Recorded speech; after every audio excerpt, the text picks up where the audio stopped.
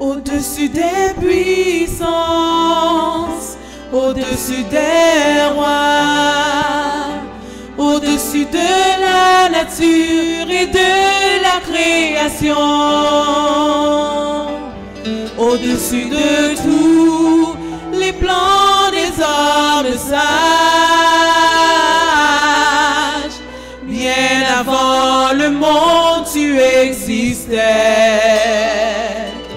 Au-dessus des royaumes, au-dessus des trônes, au-dessus des merveilles que ce monde a connues, par-dessus tous les trésors de la terre,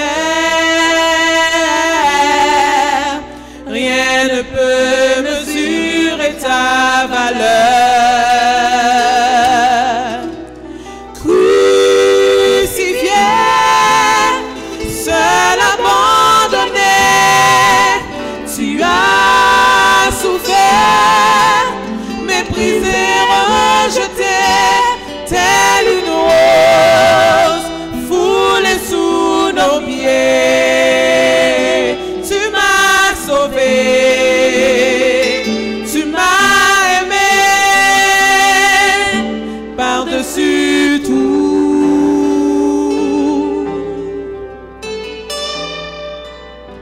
Au-dessus des puissances, au-dessus des rois, au-dessus de la nature et de la création,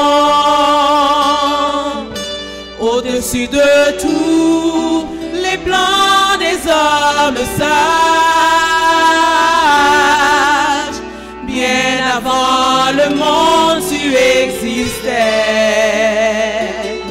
Au-dessus des royaumes, au-dessus des trônes, au-dessus des merveilles que ce monde a connues, par-dessus tous les trésors de la terre,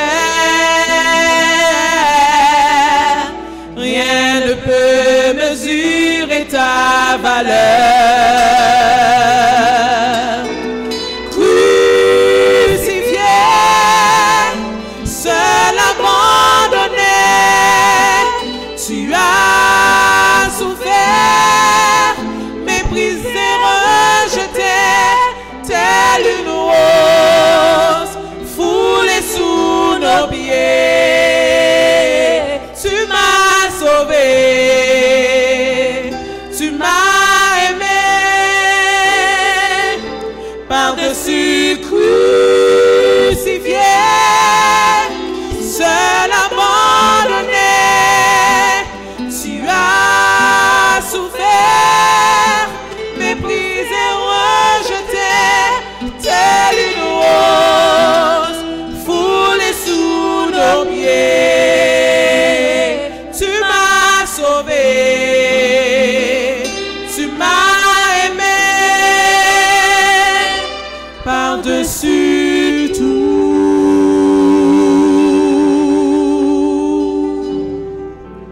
Amen.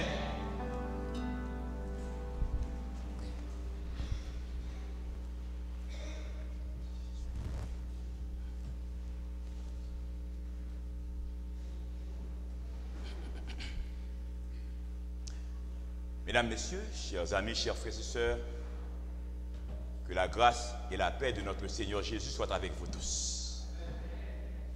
Ce soir, une fois de plus, nous sommes très contents d'être ensemble. Et ce vendredi soir, je peux dire, presque tous les vendredis soirs pour moi, c'est un jour de transition. C'est comme si on termine avec une semaine, la semaine littérale, on termine avec la semaine, mais dans la campagne, j'ai la sensation que je commence avec une autre semaine. On commence avec une autre semaine parce qu'on a eu un jour de repos, on commence avec une autre semaine parce que les week-ends, généralement, on est plus fréquenté, et c'est logique. Souvent, on ne travaille pas pendant la semaine, on est très occupé. soit par nos frères, soit par les amis. Et on commence une autre semaine parce qu'on a 3 jours, 1, 2, 3. Et au milieu de la semaine, on a seulement mardi et mercredi qui est bien, ce qui nous facilite de faire un peu de récupération, de respirer un peu et de rebondir au nom de Jésus. C'est pourquoi ce soir, nous sommes très contents. Nous disons merci au Seigneur. On a eu une très bonne semaine et par la grâce de Dieu, pendant cette semaine, on a été bénis. Est-ce que vous avez été bénis? Amen. On a été bénis par la grâce de Dieu. Et nous continuons avec Révélation pour aujourd'hui, un nouveau regard sur Apocalypse. Et j'ai l'assurance pendant cette nouvelle semaine, Dieu va nous bénir beaucoup plus. Et moi, je vous le dis toujours, chaque campagne est pour moi une aventure. C'est un moyen pour moi de me rapprocher plus près de mon Dieu. C'est un moyen aussi pour l'Église de s'approcher plus près de Dieu. Parce qu'il faut faire attention, et on va le voir encore ce soir, à l'Église, on n'est pas sauvé et sauvé une fois pour toutes. Ce n'est pas le fait que vous êtes à l'Église, vous êtes sauvé. Nous voulons nous approcher plus près de Dieu, et avec nos amis aussi, nos amis qui nous fréquentent, c'est une occasion spéciale, particulière que Dieu vous donne de vous approcher plus près de Dieu. On ne participe pas dans une campagne d'évangélisation pour participer. À chaque campagne que vous participez, Dieu vous appelle, Dieu vous cherche et Dieu veut vous sauver. Et ça, c'est chaque appel s'adresse directement à chaque personne, ami comme membre. Vous acceptez cet appel, vous répondez à cet appel, vous acceptez Jésus, vous acceptez la vie. Et lorsqu'on rejette l'appel de Dieu aussi, c'est comme si on choisit la perdition et la mort éternelle. À Dieu le plaise, tous ceux qui sont ici, j'ai l'assurance, au nom de Jésus, nous sommes en ce lieu pour être sauvés. Amen. Pourquoi vous êtes ici? Vous êtes ici pour être sauvés. Ce soir, je ne vais pas distribuer trop d'ouvrages. Mais j'ai entre mes mains un ouvrage que j'aime beaucoup. Je sais que j'ai des amis, j'ai des invités là. Et on va faire un petit effort. Un petit effort. Je demande à quelqu'un ou à quelqu'une qui est soit mère de famille ou père de famille. Je commence avec mère. Ah, béni soit l'Éternel. Une mère de famille, c'est déjà mis debout. On va remettre pour moi à notre sœur. C'est très intéressant. Seigneur, sauve ma famille. Ok, eh bien c'est pour toute la famille. Le Seigneur vous bénisse. Eh bien si toute la famille se met debout, attention, ok, on peut donner encore quelque chose d'autre. Ah, si toute la famille est là, j'ai une dette là. Ah, c'est beaucoup plus que ça. Frère, n'oubliez pas notre Bible. Hein? La Bible est là. Vous voulez prendre pour nous? La Bible est là. C'est beaucoup plus que ça. Vous voyez, lorsque Dieu donne, Dieu donne. Non seulement vous recevez un ouvrage, Seigneur, sauve ma famille. C'est à vous, parce que j'avais demandé pour une mère de famille. Mais tant mieux, vous avez fait 2 cabesses. C'est ça avec Jésus, parfois on fait 2 cabesses. Et puisque toute la famille est là, on avait promis une Bible. Et frère Fed va apporter cette Bible pour nous. En attendant, pour gagner du temps, nous prions. Et après la prière, frère Fed va apporter la Bible. Descends, Esprit du Dieu vivant, sur notre pauvre race, et qui s'est perdu en poursuivant l'illusion qui passe.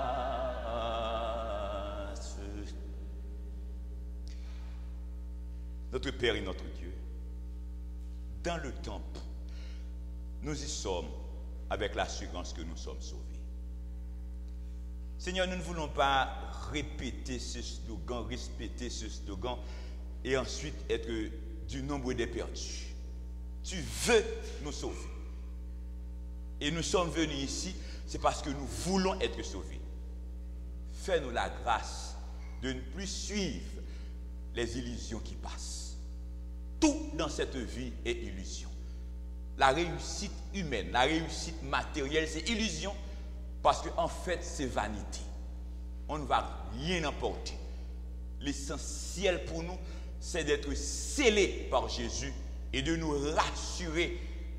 Nous sommes en contact étroit avec le Fils, avec le Saint-Esprit, et la vie éternelle est assurée pour nous. Ce soir, une fois de plus, Saint-Esprit, nous te remettons cette salle. En te remettant cette salle, ce sanctuaire, ce n'est pas seulement les bancs.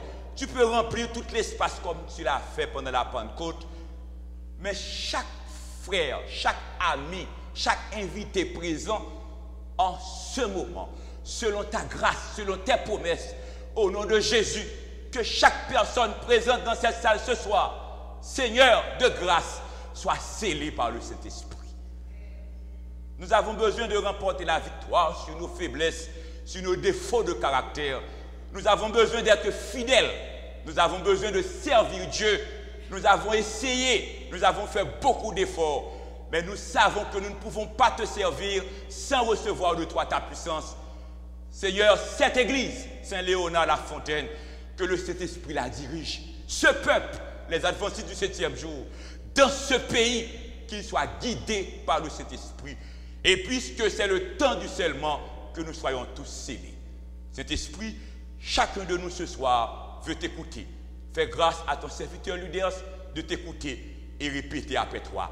Par le Saint-Esprit, tes serviteurs écoutent. En Jésus, nous t'en prions. Amen. Okay. Frère Fed, je peux remettre pour nous.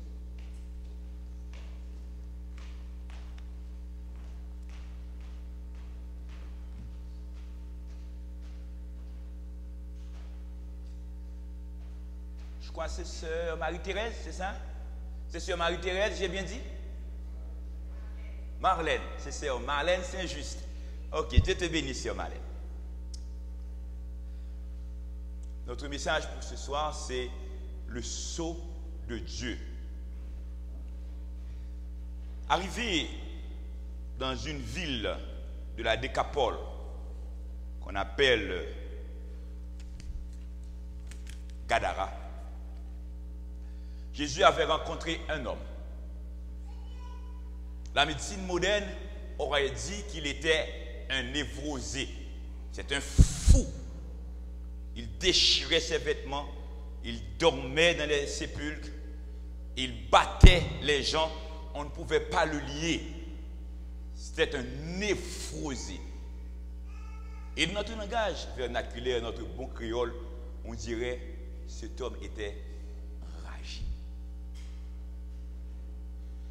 Mais ce n'était pas une maladie naturelle. Il était possédé par des légions de mauvais esprits. Il avait sur lui environ 4 à 6 000 esprits de démons. Mais ces esprits de démons sont venus s'agenouiller auprès de Jésus à ses pieds et dire à Jésus: pourquoi es-tu venu pour nous tourmenter avant le temps? Satan sait qu'il est perdu et qu'il sera tourmenté pour le siècle des siècles. Dans le temps de feu, c'est la seconde mort. Mais ce n'est pas seulement Satan qui sera tourmenté. Ceux qui sont avec Satan seront tourmentés aussi. Ceux qui n'ont pas reçu le sceau de Dieu seront tourmentés. Car il y a deux camps. Il y a le camp de Jésus, il y a le camp de Satan. Il y a deux sceaux. Il y a le sceau de l'Éternel, il y a le sceau de Satan, ou le sceau de la bête, ou le sceau du faux prophète. Le sceau de Dieu. Mesdames, messieurs, frères et sœurs bien-aimés, vous êtes ici ce soir. C'est pour que vous soyez scellés par le sceau de Dieu. Et que le Seigneur nous fasse grâce que personne ne laisse cette salle sans qu'il soit scellé par l'ange de l'Éternel pour la vie éternelle. Car si on n'a pas le sceau de Dieu, on a le sceau du diable. La parole de Dieu nous dit dans Apocalypse, chapitre 14, il est verset 9-10. Lisons ensemble. Et un troisième ange les suivit en disant d'une voix forte: si quelqu'un adore la bête et son image et reçoit une marque sur son front ou sur sa main. Lisons ensemble le verset 10 plus fort. Il boira lui aussi du vin de la fureur de Dieu versé sans mélange dans la coupe de sa colère, et il sera tourmenté dans le feu et le soufre. La bête, les faux prophètes, le dragon, Satan sera tourmenté dans les temps de feu et de soufre. Mais ceux aussi qui sont marqués par la bête, ceux qui adorent la bête ou l'image de la bête, ceux qui adorent Satan, ceux qui suivent Satan, eux aussi, ils seront tourmentés. Ils vont boire, eux aussi, du vin de la fureur de Dieu. Le vin de la fureur de Dieu, c'est le jugement de Dieu. Et ce vin sera versé sans mélange dans la coupe de la colère de Dieu. Luc 11, verset 23. Lisons ensemble. Jésus dit, « Celui qui n'est pas avec moi est contre moi, et celui qui n'assemble pas avec moi disperse. » Mesdames, messieurs, frères et sœurs bien-aimés, à travers ce sujet, et quand nous parlons du sceau de Dieu, quand nous parlons de ceux qui sont avec Jésus, évitez de lier ce sujet avec une religion quelconque. Évitez de lier le scellement avec un système quelconque. Parce que ceux qui seront scellés, ce sont ceux qui sont avec Jésus. Ce soir, je ne veux pas vous demander, est-ce que vous êtes invité? Est-ce que vous êtes ami de l'Église adventiste? Ou bien est-ce que vous êtes membre de l'Église adventiste? Mais ce soir, ce que je veux vous demander, et ce que je veux me demander, est-ce que je suis scellé par l'Éternel? Amen. C'est pas est-ce que vous êtes de cette église ou d'une autre église, mais c'est est-ce que vous êtes scellés? Seuls ceux qui sont scellés seront sauvés. Car l'ange annonce aux 4 anges de retenir les vents jusqu'avant de sceller les serviteurs de l'Éternel. Apocalypse 7, verset 3. Ne faites pas de mal à la terre, ni à la mer, ni aux arbres, jusqu'à ce que nous ayons marqué du sceau le front des serviteurs de notre Dieu. L'idéal pour nous, l'important pour nous, c'est d'être serviteur de Dieu. Je ne veux même pas mettre vrai, parce que dès qu'on est serviteur de Dieu, on est vrai par la grâce de Dieu. Le sceau de Dieu dans les Écritures. Nous allons rentrer en profondeur dans la Bible pour comprendre le sceau de Dieu, c'est quoi. Ne soyez pas fanatique, ne soyez pas émotif. Le sceau de Dieu est beaucoup plus profond que des théories connues depuis longtemps. Que dit la parole de Dieu et que dit Dieu concernant le sceau de Dieu? Le sceau de Dieu dans les Écritures. Ézéchiel 9, versets 4 à 6. Ce n'est pas seulement dans l'Apocalypse qu'on parle de sceau de Dieu. Il y avait sceau de Dieu aussi dans l'Ancien Testament, dans Ézéchiel et chez les autres prophètes. Regarde ce qu'Ézéchiel a dit à Jérusalem dans Ézéchiel 9, versets 4 à 6. Lisons ensemble. L'Éternel lui dit, passe au milieu de la ville, au milieu de Jérusalem, et fais une marque sur le front des hommes qui soupirent et qui gémissent à cause de toutes les abominations qui s'y commettent. À Jérusalem, dans le temple, parmi les enfants de Dieu, parmi ceux qui se disent enfants de Dieu, il y a eu des abominations qui s'y commettent. Mais à un certain moment, Dieu voulait marquer et Dieu allait marquer. L'ange de Dieu allait sceller, mais allait sceller les vrais serviteurs de Dieu. Et c'est pourquoi il est dit à l'ange de passer au milieu de la ville, de passer à Jérusalem et de sceller, de faire une marque sur le front de qui? Des hommes qui soupirent et qui gémissent à cause des abominations qui s'y commettent. Oh, mesdames, messieurs, frères et sœurs bien-aimés, n'ayez pas la prétention que nous sommes plus spirituels qu'Israël. Ne pensez pas que nous sommes plus enfants de Dieu que les Juifs dans le temps. Si dans le temple, il y avait des hommes qui commettent des abominations, aujourd'hui encore, dans le temple, on commet des abominations. Et Daniel nous a dit, quand vous verrez l'abomination et la désolation dans le temple, Faites attention, préparez-vous. Lorsque les hommes ont l'apparence de la piété, apparence de bons chrétiens, ils chantent bien, ils prêchent bien, ils prient bien, et pourtant ils n'ont pas l'essence spirituelle. Des abominations sont commises. Eh bien, sachez que Jésus va revenir, mais Dieu va marquer. Ce n'est pas parce que votre nom est sur les registres de l'Église que vous serez marqués. Dieu va marquer particulièrement ceux qui souffrent à cause des abominations qu'on commet dans le temple. Il y a des abominations dans le temple, ceux qui souffrent, ceux qui ont une douleur dans l'âme, parce qu'il y a trop de péchés au milieu du peuple de Dieu, ces gens seront marqués. Et l'ange continue pour dire, Dieu continue pour dire, au verset 6, regarde ce que Dieu a dit, au verset 5, et à mes oreilles, il dit aux autres, passez après lui dans la ville et frappez, que votre œil soit sans pitié et n'ayez pas de miséricorde. Après avoir manqué les serviteurs de Dieu, ceux qui souffrent à cause des abominations, Dieu ordonne de passer et de frapper.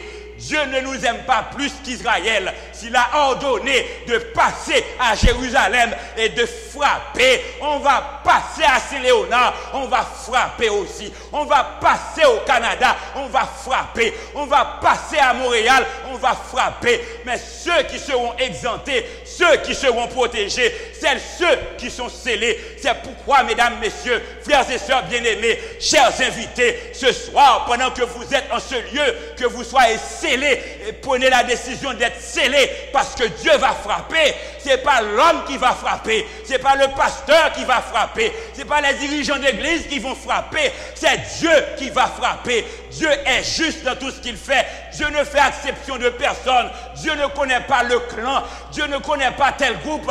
Dieu va frapper ceux qui commettent abomination. Et le verset 6 nous dit, lisons ensemble Ézéchiel 9, verset 6, qu'est-ce qu'il a dit? Dieu dit, tuez, lisez plus fort, détruisez les vieillards, les jeunes hommes, les vierges, les enfants et les femmes. Mais n'approchez pas de quiconque aura sur lui la marque. Et commencez par mon sanctuaire. Il commençait par les anciens qui étaient devant la maison. Ézéchiel 9, verset 6. Dieu va frapper et il dit, tuez, détruisez, pas de pitié, les vieillards, les jeunes hommes, même les vierges, les enfants et les femmes. Frappez tout le monde. Mais il y en a qui ne seront pas frappés. Quels sont ceux qui ne seront pas frappés? Ceux qui sont scellés, ceux qui ont la marque. Mais on avait dit quels sont ceux qui ont la marque. Ce sont ceux qui souffrent à cause des abominations qu'on commet à Jérusalem. Ceux qui sont en révolte contre le péché. Mesdames, messieurs, ne soyez pas avocats de péché. On a une seule chance. Le péché, tout le monde est concerné. On pêche, on se confesse. Parfois, on fait des groupes. Si c'est mon ami qui pêche, on va le protéger. Eh bien, c'est ainsi, vous serez frappés. Et Dieu demande de commencer où? Dans le sanctuaire. De commencer par ma maison. C'est-à-dire, ceux qui sont dans le sanctuaire seront frappés. Et ceux qui ne sont pas dans le sanctuaire aussi seront frappés. Tout le monde sera frappé. La justice de Dieu, c'est pour tout le monde, parce que Dieu est Dieu de tout le monde. Son soleil brille sur les bons et sur les méchants. Le souffle appartient à Dieu chez les bons et chez les méchants. Donc tout le monde sera frappé. Et commencez par les anciens qui étaient devant la maison. Cela veut dire, le fait qu'on est dans le sanctuaire, ce n'est pas une garantie qu'on est scellé. Hello? Vous êtes d'accord? Le fait qu'on soit dans le sanctuaire, qu'on soit ancien ou pasteur, ce n'est pas une garantie qu'on est scellé, qu'on est marqué. L'important pour nous ce soir, nos invités, nos amis, comme nos frères et sœurs, la priorité des priorités pour nous ce soir, c'est d'être scellés. Deutéronome 6, verset 6-8, lisons ensemble. Ces commandements que je te donne aujourd'hui seront dans ton cœur. Tu les inculqueras à tes enfants et tu en parleras quand tu seras dans ta maison, quand tu iras en voyage et quand tu te coucheras, quand tu te lèveras. Verset 8, tu les liras comme un signe sur tes mains et ils seront comme des frontaux entre tes yeux. Les commandements que Dieu donne, Dieu demande à Israël de les inculquer à leurs enfants, de les réciter partout. Les commandements, que les commandements soient dans leur cœur. Et ces commandements, que ces commandements soient un signe, c'est-à-dire une marque sur leurs mains, et ils seront comme des frontaux entre tes yeux, c'est-à-dire sur leur front, les commandements de Dieu sont là. Comment est-on scellé? C'est quand on a les commandements de Dieu dans la tête, on a les commandements de Dieu dans le cœur. Et si on n'a pas les commandements de Dieu dans la tête ou dans le cœur, quelle que soit votre position dans le sanctuaire, vous n'êtes pas scellé. Et si Dieu vous fait grâce d'être ici comme invité, si vous n'avez pas encore accepté les commandements de Dieu, sachez, pour qu'on soit scellé, vous devez accepter les commandements de Dieu. Instruire vos enfants selon les commandements de Dieu. Ayez les commandements de Dieu dans votre tête et ayez les commandements de Dieu dans votre cœur. Que les commandements de Dieu soient un signe chez vous pour vous différencier des autres. D'où quelque part, le sceau de Dieu, c'est la loi de Dieu. Le sceau de Dieu, ce sont les commandements de Dieu. Et Exode 13, verset 9 nous dit, lisons ensemble, ce sera pour toi comme un signe sur ta main, comme un souvenir entre tes yeux sur les fronts, afin que la loi de l'Éternel soit dans ta bouche. Car c'est par sa main puissante que l'Éternel t'a fait sortir d'Égypte. Exode 13, verset 19. La loi de l'Éternel doit être dans la bouche des serviteurs de l'Éternel. Ce n'est pas toutes les paroles, les histoires de ci et de ça, les opinions, les réflexions, les philosophies. On a besoin d'avoir les commandements de l'Éternel sur la bouche. Cela veut dire que même lorsqu'on dort, on est dans un profond sommeil et quelqu'un vous appelle, Jacques, récite-moi le commandement. En vous réveillant, vous devriez être en mesure de réciter le premier commandement, tu n'auras pas d'autre Dieu devant ma face. Le deuxième commandement, tu ne feras point d'image taillée, parce que les commandements de l'Éternel doivent être toujours dans ta bouche. C'est à ce moment qu'on est scellé. Hébreux 8, verset 10, disons ensemble. Mais voici l'alliance que je ferai avec la maison d'Israël. Après ces jours-là, dit le Seigneur, je mettrai mes lois dans leur esprit, je les écrirai dans leur cœur et je serai leur Dieu et ils seront mon peuple. Hébreux 8, verset 10. C'est la base de la nouvelle alliance.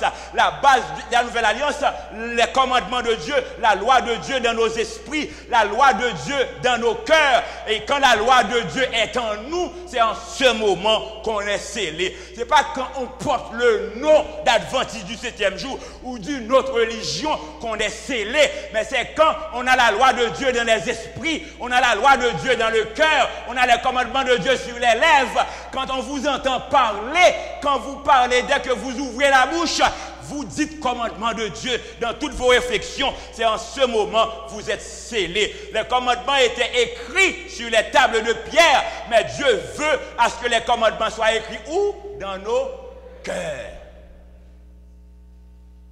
Le sceau de Dieu. Le sceau de Dieu est la loi de Dieu. Vous voulez répéter avec moi? Le sceau de Dieu est la loi de Dieu. Oui, on va parler du sabbat. Parfois, le sceau de Dieu, c'est sabbat. Le sceau de Dieu, c'est sabbat. Seulement le sabbat. On fait adultère, on ment, on tue, on fait faux témoignage, on fait toutes sortes de choses. Et puis seulement le sabbat est le sceau de Dieu. Son pillaille. Le sceau de Dieu est la loi de Dieu. Et puisque le sabbat est de la loi de Dieu, le sabbat certainement a une connotation spéciale. Le sabbat est aussi le sceau de Dieu. Mais d'abord, le sceau de Dieu est la loi de Dieu. S'il y a abomination dans le temple, on n'est pas scellé. S'il y a abomination dans votre vie, on n'est pas scellé. Si vous rejetez les commandements de Dieu, vous n'êtes pas scellé, car le sceau de Dieu est la loi de Dieu. Et encore le sceau de Dieu dans les Écritures. Éphésiens 1, verset 13. Lisons ensemble. En lui, vous aussi, après avoir entendu la parole de la vérité, l'évangile de votre salut, en lui, vous avez cru et vous avez été scellés du Saint-Esprit qui avait été promis. Un, la loi de Dieu. Et deux, vous avez entendu la parole de la vérité, l'évangile du salut. Vous avez cru, et quand vous avez cru, celui qui croira sera baptisé et sera sauvé. Et en se faisant baptiser, on reçoit le Saint-Esprit qui a été promis. On est scellé par le Saint-Esprit. Quand on a la loi de Dieu et on est rempli du Saint-Esprit, vous faites 10 sur 10. La loi de Dieu, le Saint-Esprit. Et c'est cette église qu'on a besoin. Ce sont ces chrétiens que Dieu a besoin aujourd'hui qui ont en eux la loi de Dieu et qui sont remplis du Saint-Esprit de Dieu. 2 Corinthiens 1, verset 21-22, lisons ensemble. Et celui qui vous a fermé avec vous en Christ et qui nous a roints, c'est Dieu. C'est Dieu qui nous a roints, c'est-à-dire il nous a scellés. Et le verset 22 nous dit, lequel nous a aussi marqué d'un sceau et a mis dans nos cœurs les arts de l'esprit. 2 Corinthiens 1, verset 21 et 22. D'où le sceau de Dieu est d'abord la loi de Dieu. Le sceau de Dieu est le Saint-Esprit de Dieu. D'ailleurs, on ne peut pas avoir le Saint-Esprit de Dieu en rejetant la loi de Dieu. Vous imaginez quelqu'un, dans toutes les histoires, s'en retourner dans la loi et dire qu'il a le Saint-Esprit de Dieu. Non, ça ne peut pas se faire. Pour recevoir le Saint-Esprit de Dieu, il faut qu'on soit fidèle. Le sceau de Dieu est le Saint-Esprit de Dieu. Maintenant, le rôle de sceau. Qu'est-ce qu'on fait avec un sceau? Quel est le rôle d'un sceau? Et le sceau de Dieu, quel est le rôle du sceau de Dieu dans notre vie? Lisons 1 Roi 21, verset 8. Et qu'est-ce qui est dit? Lisons ensemble. Et elle écrivit au nom d'Akab des lettres qu'elle scella du sceau d'Akab et qu'elle envoya aux anciens, aux magistrats qui habitaient avec Naboth dans sa ville. Ça, c'est Jézabel. Jézabel commande Israël et elle écrit des lettres et elle a scellé ces lettres-là avec le sceau d'Akab et elle a envoyé ces lettres aux magistrats et aux habitants de la ville, aux anciens de la ville. Et quand cette lettre est arrivée, scellée du sceau d'Akab, qui a envoyé la lettre? Jézabel ou Akab? Akab qui a envoyé la lettre parce que c'est scellé du sceau d'Akab. C'est une lettre d'Akab. La lettre vient d'Akab. La lettre appartient à Akab. C'est-à-dire, quand vous avez sur vous le sceau de l'Éternel, cela veut dire que vous appartenez à l'Éternel. Et quand vous n'avez pas ce sceau aussi, quand vous avez la marque de la bête, même lorsque vous êtes dans le sanctuaire, vous appartenez au dragon, vous appartenez à Satan. Esther 8, verset 8, c'est sérieux dans l'histoire d'Esther. Esther 8, verset 8, lisons ensemble. Écrivez donc en faveur des Juifs, comme il vous plaira, au nom du roi, et scellez avec l'anneau du roi, car une lettre écrite au nom du roi et scellée avec l'anneau du roi ne peut être révoquée. Esther 8, verset 8. Oh, nous n'allons pas rester dans l'histoire d'Esther. Mardochée a voulu détruire la race juive. Dieu s'est intervenu de façon miraculeuse pour sauver son peuple. Le peuple qui est fidèle, Dieu sauvera toujours le peuple fidèle. Le serviteur qui est fidèle, Dieu le sauvera toujours. Même lorsque tout nous paraît obscur. Mais n'oubliez pas, notre Dieu est le Dieu qui est sur son trône dans les cieux. Rien n'est impossible à ce Dieu. À n'importe quel moment de la durée, il peut intervenir pour sauver ses enfants, pour sauver son Église. Et Esther est intervenue auprès du roi, au nom de l'Éternel, après avoir jeûné et prié, malgré les complots de Mardochée. Eh bien, le roi ordonne qu'on écrit en faveur des Juifs, comme il vous plaira.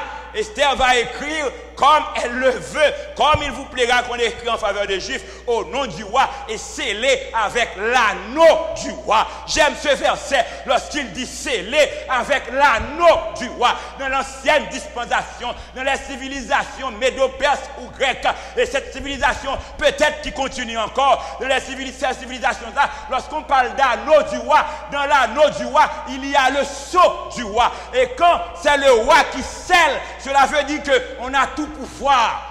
Et quand vous avez le sceau du roi, vous décidez, vous envoyez un document scellé avec l'anneau du roi. Cela veut dire que c'est un document puissant Personne ne peut révoquer ce document. Vous avez droit sur les biens du roi. Vous avez droit sur les richesses du roi parce que vous avez en main l'anneau du roi. Nous, ce n'est pas possible aujourd'hui pour qu'on presse du haut de la chair lorsque le père prodigue avait remis son anneau à l'enfant prodigue, ses bijoux. Ce n'est pas bijoux. L'anneau du roi, l'anneau du maître, l'anneau du père, c'est la signature du père, c'est le sceau du père. Vous êtes adventiste du 7e jour. Vous devez étudier la Bible et avoir les yeux grands ouverts et ne pas boire n'importe quel cévénope.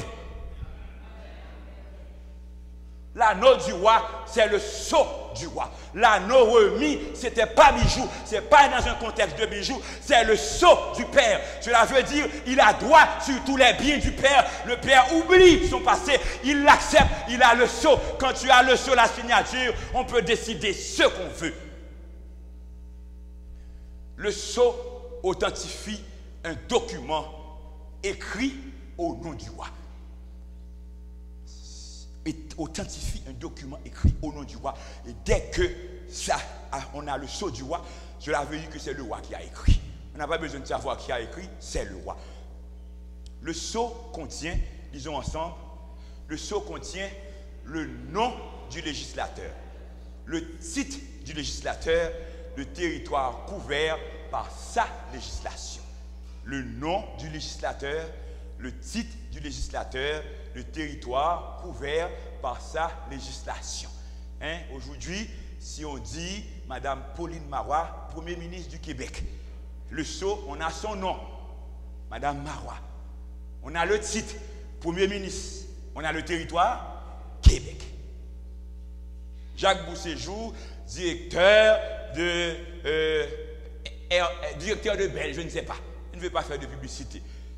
Son nom, c'est Jacques. Son titre, c'est directeur.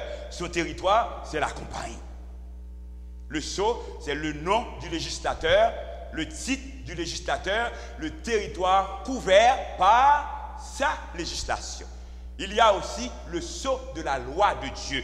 Quand on a un sceau, le sceau, c'est le nom, c'est le titre, c'est le territoire. C'est ce que contient un sceau. Dans la loi de Dieu, il y a le sceau de la loi de Dieu. Le sceau de la loi de Dieu, Exode 20, versets 8 à 11. Lisons ensemble. Souviens-toi du jour du repos pour le sanctifier. Tu travailleras 6 jours et tu feras tout ton ouvrage. Mais le 7e jour est le jour du repos de l'Éternel. C'est souligné, ton Dieu. Tu ne feras aucun ouvrage, ni toi, ni ton fils, ni ta fille, ni ton serviteur, ni ta servante, ni ton bétail, ni l'étranger qui est dans tes portes. Pourquoi?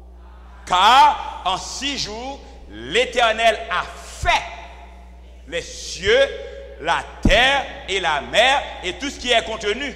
Et il s'est reposé le 7e jour. C'est pourquoi l'Éternel a béni le jour du repos et l'a sanctifié. Amen. Aussi, on fait un retour dans le 2e message, la vision du trône, le 3e message. On a vu les vieillards et les êtres vivants adorer l'Éternel sur le trône. Et qui dit à l'Éternel, tu es digne d'être adoré parce que tu as créé toutes choses. Paul disait aux Athéniens, vous adorez un Dieu inconnu. Lorsque nous nous sommes réunis pour adorer, nous savons quel Dieu nous adorons. Quel Dieu nous adorons avant d'adorer Dieu parce qu'il nous a guéris. Avant de nous adorer Dieu parce qu'il nous a donné un travail. Avant d'adorer Dieu parce qu'il nous a donné une maison. Avant d'adorer Dieu parce qu'il nous a donné si nous sommes mariés, etc. Ça vient après. Nous adorons Dieu d'abord parce que Dieu nous a créés. Et quand on adore ce Dieu qui a créé, on adore ce Dieu le 7e jour, selon le 4e commandement. Ce 4e commandement qui est aussi un sceau de Dieu. Parce que le 4e commandement a son titre, le 4e commandement a son nom, le 4e commandement a son territoire. Nom, l'Éternel, titre, créateur, territoire, ciel, terre, mer et tout ce qui est contenu. Souviens-toi du jour du repos pour le sanctifier. Tu travailleras 6 jours et tu ne feras aucun ouvrage, mais le 7e jour est le jour du repos de l'Éternel, ton Dieu. Ce n'est pas ton jour de repos. C'est le jour de repos de qui? De l'Éternel, ton Dieu. Est-ce que l'Éternel est Dieu de tout le monde? Oui ou non? Vous pouvez répondre. Est-ce que l'Éternel est Dieu de tout le monde? Je préfère dire que l'Éternel veut être le Dieu de tout le monde, mais ce n'est pas tout le monde qui accepte l'Éternel comme leur Dieu. Je repose la question. Est-ce que l'Éternel est Dieu de tout le monde? L'Éternel est Dieu de ceux qui l'acceptent comme Dieu. Si on n'accepte pas l'Éternel comme Dieu, il n'est pas ton Dieu, mais il veut toujours être ton Dieu. Il te cherche toujours. Adam n'a pas écouté l'Éternel, il a écouté Satan. Mais Dieu le cherche. Dieu m'a cherché, Dieu te cherche, Dieu nous cherche. Mais le 7e jour est le jour du repos de qui? De l'Éternel, ton Dieu. Si l'Éternel est ton Dieu, tu ne peux pas mettre de côté ce commandement. Mais si l'Éternel n'est pas ton Dieu, créole parler, créole comprendre, ou grand mot nous fait sauver. Mais dans la mesure où l'Éternel est ton Dieu, c'est le jour du repos de qui? De l'Éternel, ton Dieu. Quels sont ceux dont l'Éternel est leur Dieu? Amen. L'Éternel est ton Dieu. Et puisque l'Éternel est ton Dieu, vous ne pouvez pas vous disposer comme vous voulez de ce 4e commandement. Son titre, c'est son nom, c'est l'Éternel. Son titre, c'est Créateur. Et c'est là la douceur de ce commandement, parce qu'on adore le Dieu qui a créé, qui est supérieur à tous les autres. Écoutez, il faut faire attention. Il faut faire attention. Si on parle, j'étais malade, j'ai été guéri. Oui, Dieu est capable de te guérir, Dieu t'a guéri. Mais il faut être honnête aussi pour reconnaître de l'autre côté, les forces du mal peuvent guérir aussi. Oui ou non? Oui, les forces du mal peuvent guérir aussi. Si on a besoin de ci, on a besoin de ça, on a besoin d'argent. Au contraire, de l'autre côté, les autres qui ne connaissent pas Dieu, apparemment, ils n'ont plus d'argent. S'il s'agit de ci ou de ça, de beaucoup d'autres. Mais cependant, il y a une dimension que l'adversaire ne peut pas atteindre. C'est quelle dimension? C'est la dimension de création. Et lorsque vous adorez le Dieu créateur, vous êtes supérieur à l'autre. Parce que lui, il n'est pas créateur, il est créature comme vous. Et quand on adore le Dieu créateur, vous dites à Satan, vous n'êtes rien. J'ai été créé, vous avez été créé. De quel droit? Satan aime l'adoration. Satan aime beaucoup l'adoration. Pourquoi ceux qui viennent d'Haïti, béni soit l'Éternel, l'Éternel vous a racheté, quelle insulte. L'autre veut à ce qu'on l'appelle papa. Papa de what? Il est papa de qui? Sur quoi se base-t-on? Il est papa. Nous avons un seul Père, notre Père est dans les cieux. Et notre Père qui est dans les cieux est Dieu créateur, son nom l'Éternel, son titre créateur, son territoire ciel, terre, mer et sous ce dos. D'où ce 4e commandement, c'est le sceau de la législation de Dieu. C'est le sceau des 10 commandements, c'est aussi sceau de Dieu. Un sceau est un signe. Et dès que vous voyez ce signe, ce sceau, c'est une marque, c'est un signe, ça identifie la personne, ça identifie le document. Exode 31, verset 13-17. Regarde ce que Dieu a dit, lisons ensemble. Parle aux enfants d'Israël et dis-leur, vous ne manquerez pas d'observer mes sabbats, car ce sera entre moi et vous et parmi vos descendants un signe auquel on connaîtra que je suis l'Éternel qui vous sanctifie. C'est un signe entre Dieu et son peuple. Cela veut dire que si vous rejetez ce signe, c'est comme si vous rejetez Dieu comme votre Dieu créateur, comme votre Père, comme votre Dieu qui vous sanctifie. Dieu veut que vous soyez saints et les saints, leur prière passe par l'encensoir pour aller sur le trône avec les parfums. Pour que vous soyez saints, Dieu doit vous sanctifier. Parce que la sainteté que nous avons besoin, ce n'est pas nos petites œuvres. On ne fait pas ci, on ne fait pas ça. On a une certaine moralité. Nos œuvres ne sont pas la véritable sainteté. Car à Jérusalem, même les vierges seraient détruites. On tuerait les vierges aussi. Mais cependant, le véritable sceau, c'est Dieu qui vous sanctifie. Et bien c'est quand Dieu vous sanctifie, c'est aussi lorsque vous acceptez tous les commandements de Dieu. Et je veux insister, on accepte tous les commandements de Dieu en tenant compte aussi de ce 4e commandement qui est un signe entre Dieu et son peuple. On ne peut pas rejeter le signe. Exode 31, verset 13-17, ce sera entre moi et les enfants d'Israël un signe qui devra durer à perpétuité. Pourquoi? Car en 6 jours, l'Éternel a fait les cieux et la terre, et le 7e jour, il a cessé son œuvre et il s'est reposé. C'est pour cette raison que Dieu donne ce signe, et avec ce signe, on a contact avec le Dieu créateur qui est supérieur à tous les autres. Ézéchiel 20, verset 12 et verset 20, cette fois-ci, je vous invite à lire avec moi. Qu'est-ce qu'il est dit? Je leur ai donné aussi mes sabbats comme un signe entre moi et eux pour qu'ils connaissent que je suis l'Éternel qui les sanctifie. Le verset 20, on lit ensemble. Sanctifiez mes sabbats et qu'ils soient entre moi et vous un signe auquel on connaisse que je suis l'Éternel votre Dieu. C'est un sceau, c'est un signe qui a le titre de l'Éternel, qui a son nom et qui a son territoire. Et quand on sanctifie les sabbats, c'est un signe qui dit, vous êtes vraiment peuple de Dieu. Mais n'oubliez pas, il y a la loi, toute la loi, il y a le Saint-Esprit. Tandis que l'Éternel a son sceau, la bête aussi a son sceau. Quand on rejette les commandements de Dieu, maintenant, pas question de sceau de Dieu. Quand on rejette ce 4e commandement qui est signe entre Dieu et son peuple, c'est certain, on rejette aussi le sceau de Dieu. Et si on n'a pas le sceau de Dieu, on va avoir le sceau de la bête. Et si on a le sceau de la bête, eh bien, Apocalypse 14, verset 9-10 nous dit, et un 3e ange les suivit en disant d'une voix forte, si quelqu'un adore la bête et son image et reçoit une marque sur son front et sur sa main, eh bien tout comme pour Dieu, il y a une marque sur le front, une marque sur la main, une marque sur le front, que les commandements de Dieu soient sur ton front entre les yeux, et une marque sur la main, que les commandements de Dieu soient sur ta main, une marque, le 4e commandement, c'est le sceau de la législation de Dieu. Ça c'est lorsque vous êtes avec Dieu.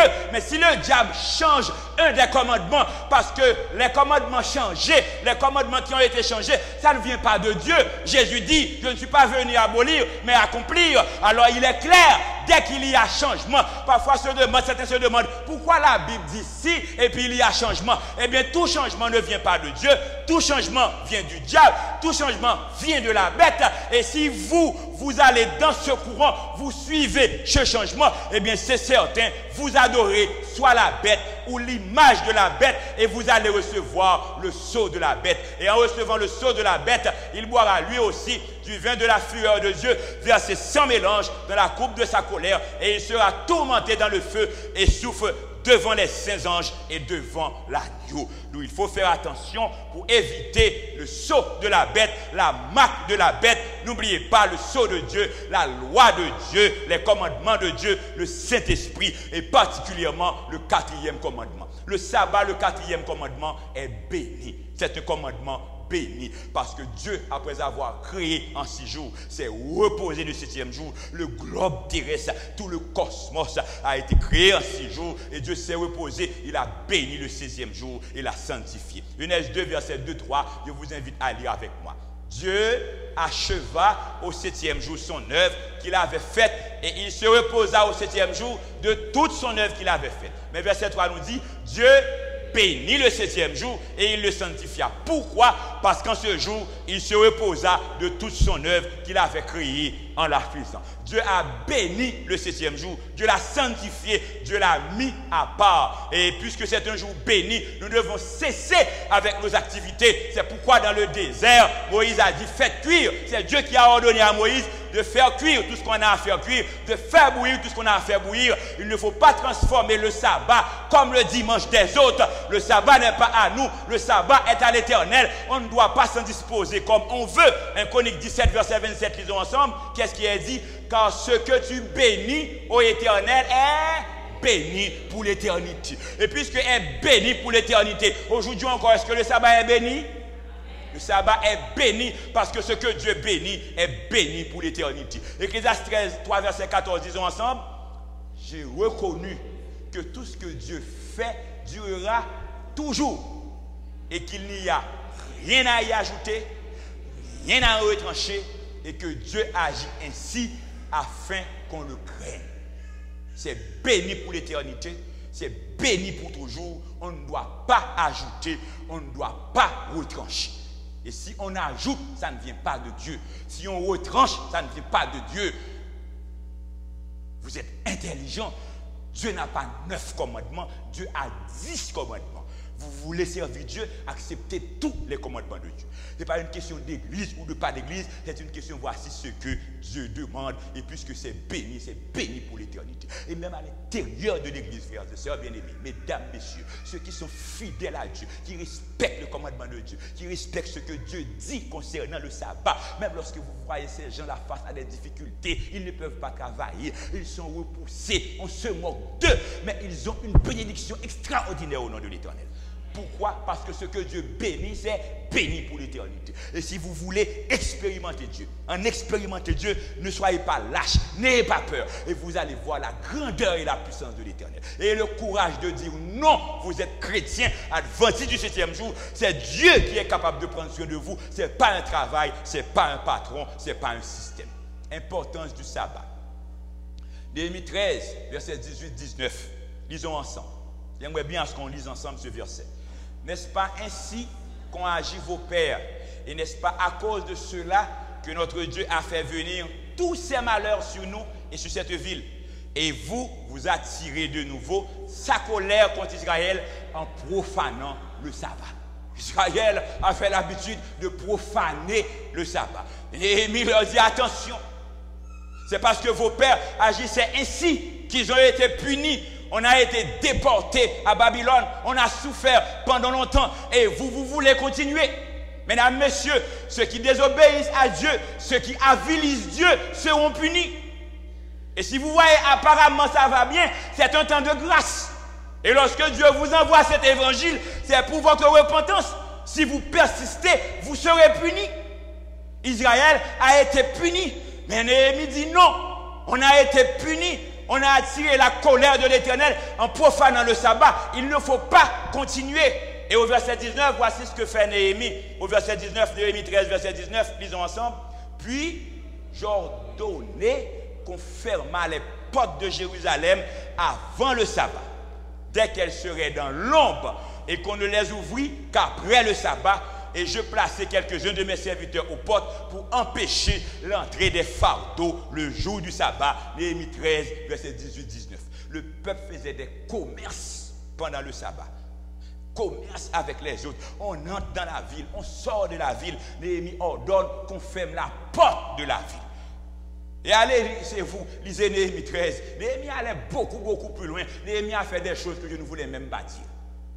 Mais il a ordonné de fermer la porte. Jésus a dit au temple, on a transformé la maison de mon père en une caverne de voleurs. On a fait de commerce pendant le sabbat. Néhémie dit non. Et aujourd'hui, Dieu seul sait combien de commerce qu'il y a, soit à l'intérieur du sanctuaire ou en dehors. Aujourd'hui, on a besoin d'un Néhémie encore pour fermer la porte. Parce que dès que l'ombre, le soleil se couche, le sabbat commence pour terminer le lendemain. Car Lévitique 23, verset 32 nous dit, lisons ensemble, ce sera pour vous un sabbat, un jour de repos, et vous humilierez vos âmes. Dès le soir du 9e jour, jusqu'au soir suivant, vous célébrerez votre sabbat. Dès le soir du jour d'avant, jusqu'au soir d'après, il y a un soir, il y a un matin. Le sabbat, ce n'est pas seulement sabbat matin, pendant 1 heure de temps ou 2 heures de temps. Après, on fait ce qu'on veut, on achète, on vend, on va travailler. Est-ce que l'âme est vraiment humiliée dans ce cas? S'il y a quelque chose à faire pendant le sabbat, c'est seulement quelque chose pour glorifier l'Éternel. Et si vous faites quelque chose dans votre relation avec Dieu, selon la Bible, selon la dictée du Saint-Esprit, et là, le nom de Dieu sera glorifié. C'est un malade qu'on prend soin. Ce n'est pas pour gagner de l'argent, mais pour que le nom de Dieu soit glorifié, tout en ayant soin, quel que soit le cas de figure, on doit avoir du temps chaque 7e jour pour adorer le Dieu créateur. Et si on ne le fait pas ainsi, alors Néhémie vous aurait dit attention. Parce que c'est commencé le soir d'avant pour terminer le soir d'après. L'importance du sabbat, Luc 4, verset 16, verset que vous connaissez tous, disons ensemble. Il se rendit à Nazareth où il avait été élevé, et selon sa coutume, il entra dans la synagogue le jour du sabbat. Il se leva pour faire la lecture, d'où Jésus lui-même Jésus lui-même. Et si quelqu'un dit qu'il suit Jésus, il doit faire comme Jésus a fait, avoir la coutume de Jésus. Luc 23, verset 55 à 56, ils ont ensemble les femmes qui étaient venues de la Galilée avec Jésus, accompagnèrent Joseph, virent le sépulcre et la manière dont le corps de Jésus fut déposé, et sans de temps retourner, elles préparèrent des aromates et des parfums, puis elles se reposèrent le jour du sabbat selon la loi. C'était la mort de Jésus, mais ils ont respecté le sabbat. Aujourd'hui, on a trop de prétextes pour profaner le saint sabbat de l'Éternel. Acte 18, verset 4, ils ont ensemble. Paul discourait dans la synagogue chaque sabbat et il persuadait des Juifs et des Grecs. Certains disent, oh oui, c'était des Juifs, mais là on trouve des Juifs et qui encore? Des Grecs. Qui étaient des Grecs? Les Grecs étaient les païens. Paul discourait dans la synagogue chaque sabbat. Les autres, avant qu'on parle au Paul lui-même était dans la synagogue chaque sabbat pour célébrer Dieu. D'où le commandement, le 4e commandement, c'est le sceau de Dieu. Et de Théodome 4, verset 2 nous dit, lisons ensemble, vous n'ajouterez rien à ce que je vous prescris et vous n'en retranchez rien, mais vous observerez les commandements de l'Éternel, votre Dieu, tels que je vous les prescris. Rien ajouter, rien retrancher. On doit observer les commandements de Dieu tels que Dieu les a prescrits. Et l'apôtre Jean, dans sa vision, Apocalypse, pour terminer, quand Jésus va venir, Apocalypse 22, verset 18-20, regarde ce qui est dit. Je le déclare à quiconque entend les paroles de la prophétie de ce livre. Si quelqu'un y ajoute quelque chose, Dieu le frappera des fléaux décrits dans ce livre. Si quelqu'un ajoute, il sera frappé. Et verset 19, lisons ensemble. Et si quelqu'un retranche quelque chose des paroles du livre de cette prophétie, Dieu retranchera sa part de l'arbre de la vie et de la ville sainte décrit dans ce livre. Si quelqu'un retranche un commandement, est-ce qu'il aura part à l'arbre de vie? Et si on n'a pas part à l'arbre de vie, est-ce qu'on sera sauvé? On ne peut pas retrancher. Dieu dit de ne pas retrancher, Dieu dit de ne pas ajouter. Ce n'est pas une question de telle religion, c'est une question de ce que Dieu dit. Ce n'est pas une question le frère a fait, le pasteur a fait. C'est une question quelle est ma relation avec Dieu. Est-ce que je veux être scellé? Parce qu'on va rentrer dans le sanctuaire, il y a des anciens qui ne seront pas scellés et il y a des gens qu'on considère peut-être comme des gens ordinaires. Ils n'attirent même pas l'attention des autres. Ils seront scellés. Pourquoi ils seront scellés? Parce que la loi de Dieu est dans leur cœur, la loi de Dieu est dans leur tête. Ils ont reçu de cet esprit de Dieu. Ils ont respecté tous les commandements de Dieu, et particulièrement le 4e qui est le sceau de Dieu. Eh bien, ils sont scellés. Ils sont scellés. C'est pourquoi j'aime beaucoup Dieu. Dieu ne fait exception de personne. Et si moi qui prêche, je fais le contraire de ce que je prêche, je ne serai pas scellé. C'est pourquoi vous et moi, nous avons pour obligation de faire exactement ce que Dieu demande. Et là où nous ne pouvons pas, que nous nous humilions, rester à genoux et demander à Dieu de nous remplir du Saint-Esprit. Parce que quand moi,